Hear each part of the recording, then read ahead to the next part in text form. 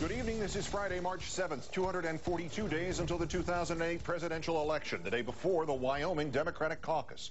Battle not with monsters, warned the dark philosopher Nietzsche, lest you become one.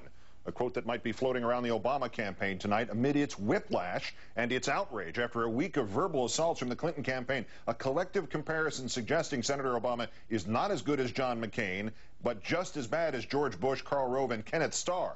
Obama's senior foreign policy advisor might have topped them all.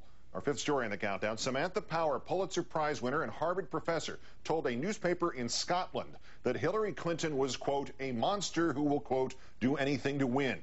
She immediately apologized to Senator Clinton and nearly as immediately resigned from the campaign. Ms. Power tried to declare her comment off the record, but once uttered, it was already too late. Friends saying that after a phone call with Senator Obama today, she knew she had to resign. Her statement, quote, I made inexcusable remarks that are at marked variance from my oft-stated admiration for Senator Clinton and from the spirit, tenor, and purpose of the Obama campaign, and I extend my deepest apologies to Senator Clinton, Senator Obama, and the remarkable team I have worked with over these long 14 months. On the campaign trail in Mississippi, Senator Clinton telling reporters at a train depot in Hattiesburg that, quote, Senator Obama did the right thing. But when it comes to head-to-head comparison between Ms. Power's comment and the one Senator Clinton's spokesman made, equating Senator Obama to Kenn Starr, the former First Lady is saying there is no comparison and there will be no apology.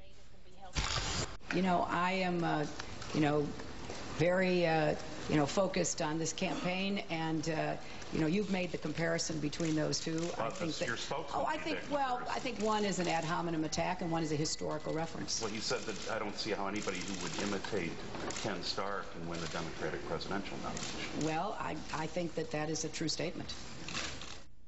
The Clinton campaign also jumping on the substance of another Power interview in which she had told the BBC last week that the withdrawal of U.S. troops from Iraq during an Obama administration would depend somewhat on the circumstances he would find once taking office. That if there were some cataclysm in Iraq which actually demanded American troops be there, obviously Obama would reassess.